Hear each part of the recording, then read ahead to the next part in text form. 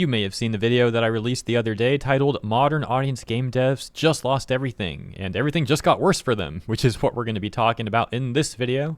I also saw that Asmin reacted to that video, which was very cool to see. As for this one though, yeah, we've got a lot more layoffs occurring over at Square Enix.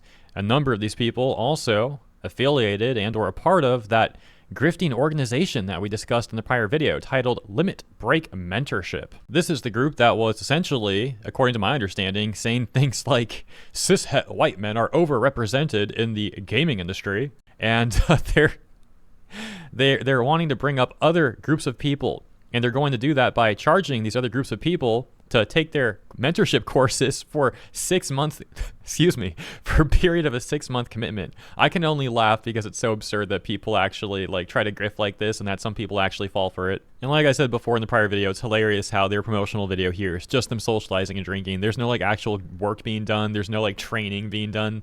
There's no game development stuff being done. But anyways, let's get to the finding out part, shall we? And Lou, could you please introduce yourself?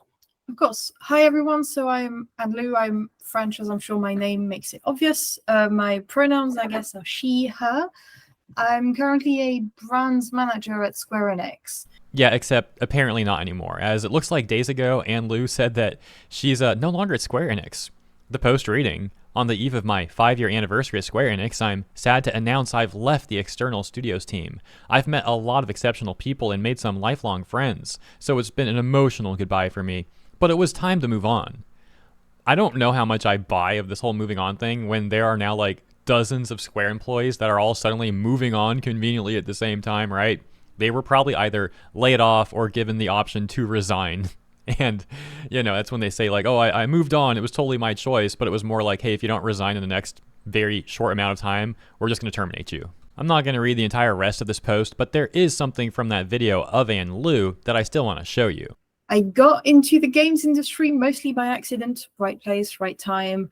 I wasn't looking, I didn't know it was a thing, so it just sort of happened, but I really enjoyed it. I became a bit of a jack of all trades for all marketing and comms disciplines, and then Square decided I was worthy, and I've moved teams a couple of times in there, and it's gone really well for me.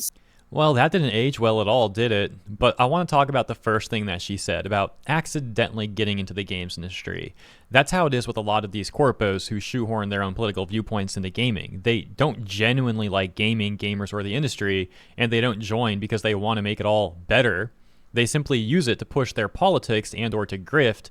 Many times it's both, and therefore they end up actually making everything worse.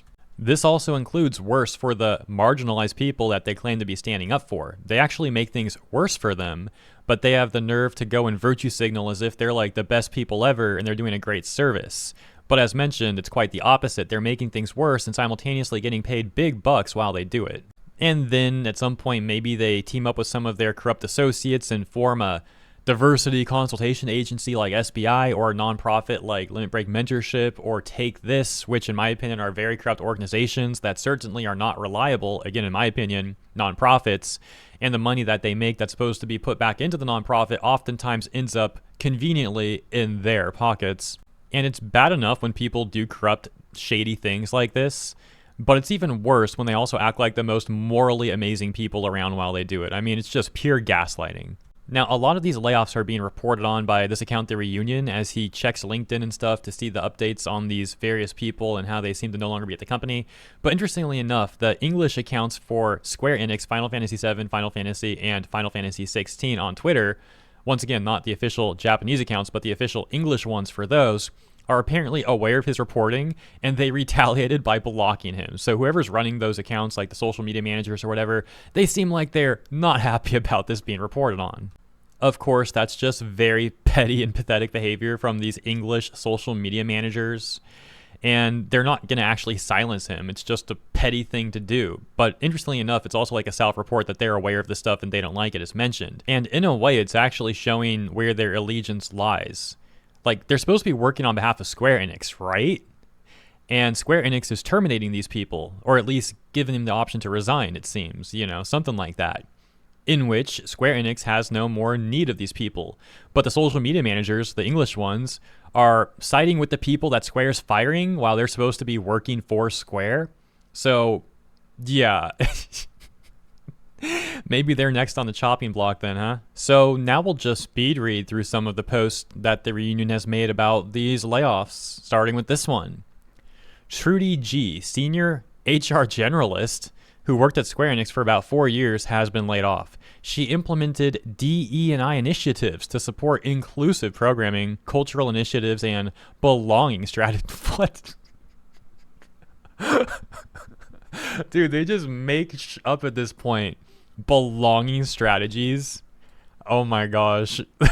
Excuse me, guys. Kind of lost on that one. That was hilarious, though. You know, I'm very familiar with corporate jargon at this point, but the fact that there's still some that I haven't heard yet, that one, for example, just hilarious to see. And yeah, it literally said that on her LinkedIn account, word for word, implemented DE&I initiatives to support inclusive programming, cultural initiatives, and belonging strategies. And she says, I loved my job and the people I worked with at Square Enix. Being part of a team so full of creativity, passion, and heart was something truly special, and I'm going to miss it deeply. Unfortunately, I was part of the recent layoffs.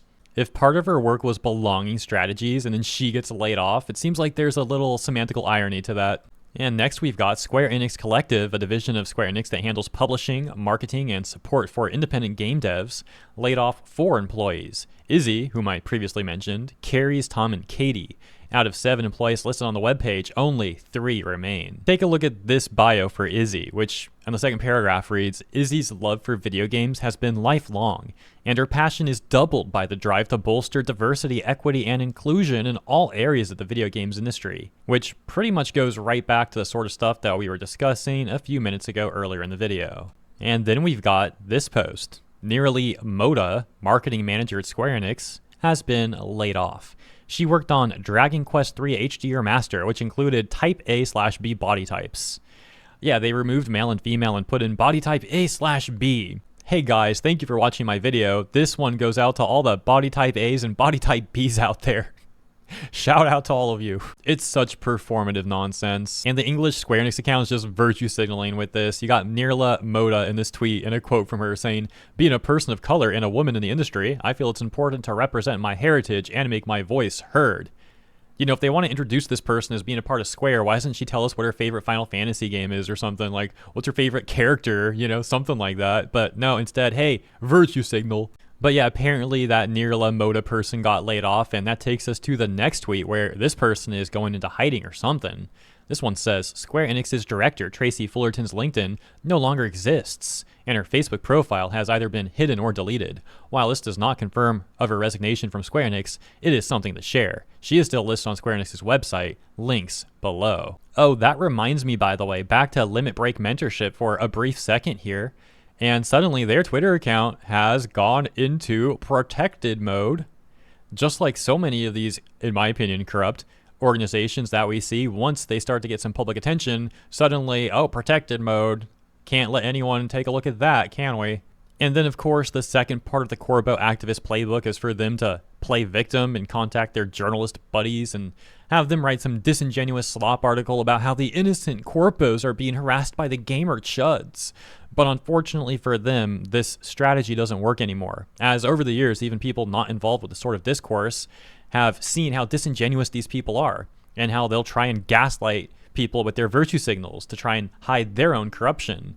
This contributing to the general distaste that the public has towards journalists and the distrust that they have towards journalists nowadays. Plus, lots of those journalists also got laid off, so they literally can't write those slop articles anymore, even if they wanted to. But nevertheless, perhaps that's what we'll see Limit Break try to do next, or maybe not. But as mentioned, that was a part of this sort of playbook for a long time.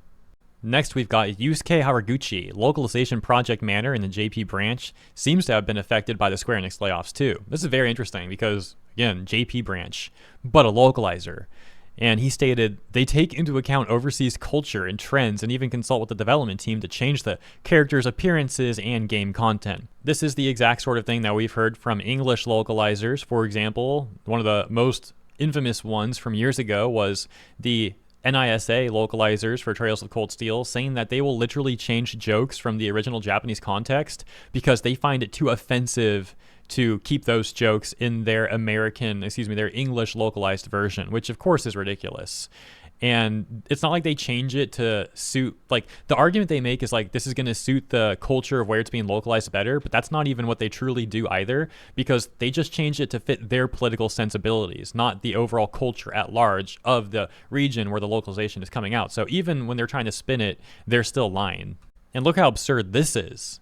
The segment here says, one of the missions of the localization division is to create a quality game that overseas users will not recognize as a Japanese game. That is such an insanely terrible thing to do. It's so unwise. You know, obviously people who are fans of Japanese intellectual property like the uniqueness that it brings compared to the sort of content that they're consuming from the West, right? It is quite literally a competitive advantage that Japan has in that sense. But then these localizers get the bright idea to remove that advantage and, oh, we just want to make it so they don't even realize it's a Japanese game, when that's what they wanted to begin with. And of course, this isn't fully the fault of the localizers, but the suits at the top who are hiring these people to begin with and making these localization divisions and branches that are doing this stuff, and then they're just letting it fester more and more instead of cracking down on it. Well, Square for years now has been just bleeding money, losing tons of money, and now they finally are doing something about it, but my gosh, it took a lot to get here. Let me also be very clear about what I just said, that it's not fully the fault of the localizers.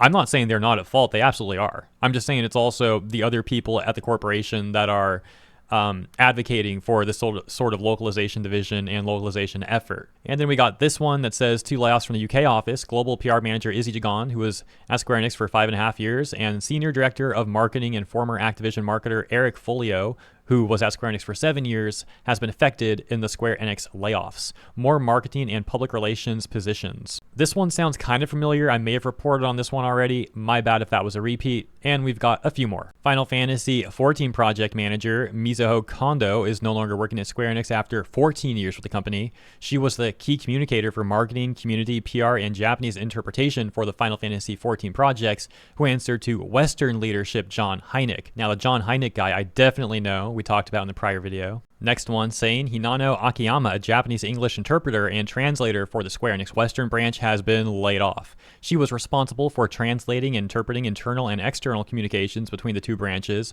along with interviews for the media. And yeah, we can see in her bio here that she claimed to have been working at Square Enix Los Angeles, saying Japanese and English interpreter and translator at Square Enix Los Angeles office. Well, not anymore. And lastly, we've got this tweet. 2 PR directors have been laid off by Square Enix. Former Blizzard and senior director of PR at Square Enix, Ryan Arbogast, who was with Square Enix for 14 years. PR director Emily Shoji, who was with Square Enix for 15 years. Square Enix seems to be laying off people directly related to communication and feedback. This is all a pretty good example of the rubber band analogy, where when something goes too far one direction, it might eventually have a very swift snap back.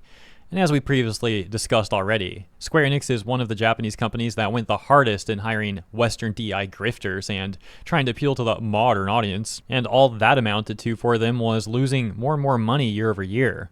Now we're not just seeing a few terminations, but entire Western divisions at Square being gutted. So we'll have to see what happens from here, but it's certainly a fact that Square does have some of the most legendary and beloved gaming IP of all time, and hopefully things will begin to get better, but we'll have to wait and see. As always, thank you for tuning in. I hope you enjoyed the video, and I'll see you in the next one.